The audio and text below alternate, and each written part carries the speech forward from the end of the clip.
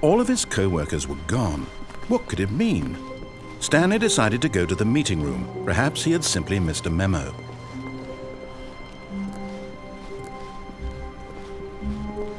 When Stanley came to a set of 2 open doors, this was not the correct way to the meeting room, and Stanley knew it perfectly well.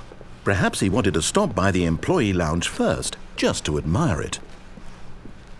Stanley felt lightheaded, butterflies in his stomach, giddy in a way he had never known before. Was it this room? A connection between the two? Could a man... But eager to get back to business, Stanley took the first open door on his left. Stanley was so bad at following directions, it's incredible he wasn't fired years ago. Look, Stanley, I think perhaps we've gotten off on the wrong foot here. I'm not your enemy, really, I'm not. I realize that investing your trust in someone else can be difficult, but the fact is that the story has been about nothing but you all this time. There's someone you've been neglecting, Stanley. Someone you've forgotten about.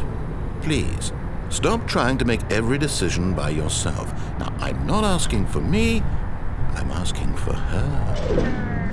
This is it, Stanley. Your chance to redeem yourself, to put your work aside, to let her back into your life. She's been waiting.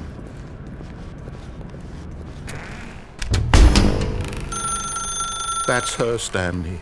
You need to be the one to do this, to reach out to her. If you can truly place your faith in another, then...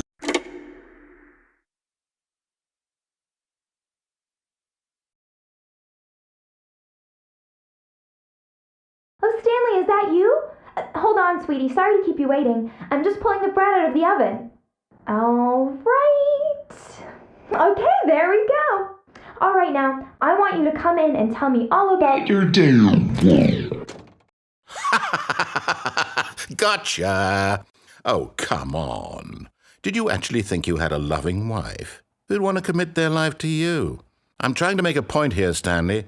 I'm trying to get you to see something. Come inside. Let me show you what's really going on here. Sorry, but you're in my story now.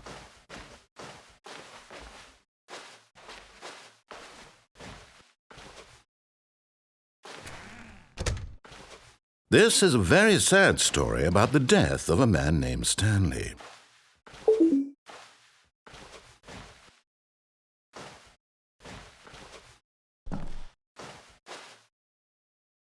Stanley is quite a boring fellow. He has a job that demands nothing of him, and every button that he pushes is a reminder of the inconsequential nature of his existence. Look at him there, pushing buttons, doing exactly what he's told to do. Now he's pushing a button. Now he's eating lunch. Now he's going home. Now he's coming back to work. One might even feel sorry for him, except that he's chosen this life.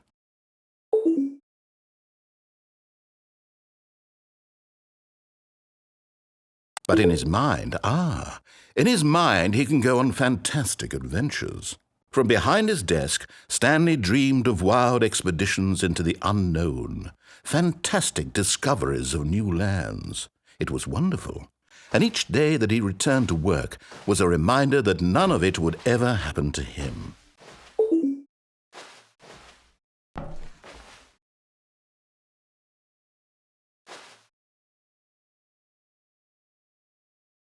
And so he began to fantasize about his own job. First, he imagined that one day while at work, he stepped up from his desk to realize that all of his co-workers, his boss, everyone in the building had suddenly vanished off the face of the earth.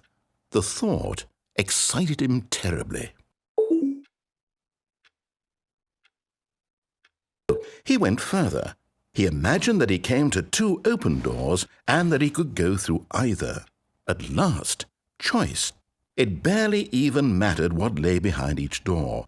The mere thought that his decisions would mean something was almost too wonderful to behold. As he wandered through this fantasy world, he began to fill it with many possible paths and destinations. Down one path lay an enormous round room with monitors and mind controls. And down another was a yellow line that weaved in many directions. And down another was a game with a baby. And he called it the Stanley Parable. It was such a wonderful fantasy, and so in his head he relived it again, and then again, and again, over and over, wishing beyond hope that it would never end, that he might always feel this free. Surely there's an answer down some new path, mustn't there be? Perhaps if he played just one more time. But there is no answer. How could there possibly be? In reality, all he's doing is pushing the same buttons he always has. Nothing has changed. The longer he spends here, the more invested he gets, the more he forgets which life is the real one. And I'm trying to tell him this, that in this world he can never be anything but an observer, that as long as he remains here, he's slowly killing himself. But he won't listen to me. He won't stop. Here, watch this. Stanley, the next time the screen asks you to push a button, do not do it.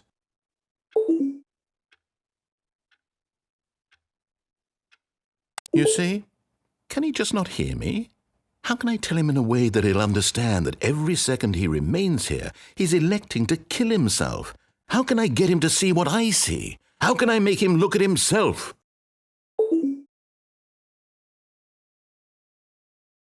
I suppose I can't, not in the way I want him to. But I don't make the rules. I simply play to my intended purpose, the same as Stanley. We're not so different, I suppose. I'll try once more to convey all this to him. I'm compelled to. I must. Perhaps, well, maybe this time he'll see. Maybe this time. And I tried again, and Stanley pushed a button. And I tried again, and Stanley pushed a button. And I tried